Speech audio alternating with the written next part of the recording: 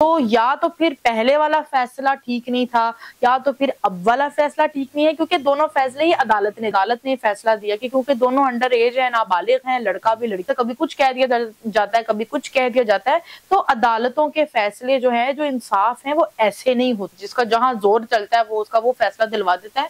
तो ऐसे तो मसले हल नहीं होते।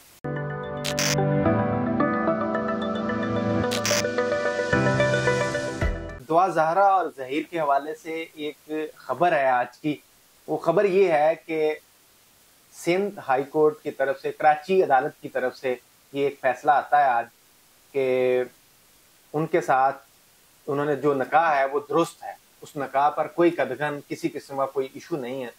क्या आप समझती हैं कि ज़हीर और दुआ ज़हरा जो आज से कुछ अर्सा पहले उनका निकाह था, उसको मुख्तलिफ सीगे या मुख्तलिफ नाम दिए गए, और जिस तरह से उनके साथ वो हशर हुआ बेचारों के साथ, दोनों के साथ ही, क्या उसके इस टाइम को आज हम जो उसका कोई चीज अजाला हो सकती है? देखें जी, ये जो केस है ये बिल्कुल भी क्लियर नहीं है। शायद इसमें इतनी ज्यादा एक्सटर्नल इन्फ्लुएंसेस हैं कि कभी इस केस को जो है, आप कहते हैं कि वो बच्ची जो है, वो दुआ ज़हरा, वो ज़हीर के साथ उसका कोई माशका था, फेयर था, पसंदीदगी थी, तो वो घर छोड़ के भाग गई। कभी आप कहते हैं कि लड़के ने इसको ब्लैकमेल किया और वो उसका डार्क वेब के साथ ताल्लुकात थे, उस लड़के के वो डार्क वेब के साथ वो मुलविस था, वो उसको ब्लैकमेल करता था, उसका कंटेंट वहां डालता था। ये सब इन चीजों के शवाहिद जो है वो बड़े बड़े मीडिया प्लेटफॉर्म से हमारे पास अभी भी सोशल मीडिया पे पड़े हुए हैं कि इसको किस तरह से डिक्लेयर किया गया और उसके बाद इन दोनों का निकाह जो है वो मनसूख कर दिया गया। अदालत ने फैसला दिया कि क्योंकि दोनों अंडर एज है, नाबालिग हैं, लड़का भी लड़की भी,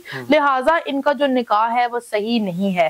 तो या तो फिर पहले वाला फैसला ठीक नहीं था या तो फिर अब वाला फैसला ठीक नहीं है, क्योंकि दोनों फैसले ही अदालत ने दिए हैं। तो अदालत की जानिब से इतनी ज्यादा कंफ्यूजन और जो अदालत इतनी ज्यादा पजल है, ये बनता नहीं है। आप जो है वो इस केस को जितने भी एक्सटर्नल इस पे प्रेशर है मेरे ख्याल से, जिसकी वजह से कभी कुछ कह दिया जाता है, कभी कुछ कह दिया जाता है, तो अदालतों के फैसले जो है, जो इंसाफ है, वो ऐसे नहीं होते हैं।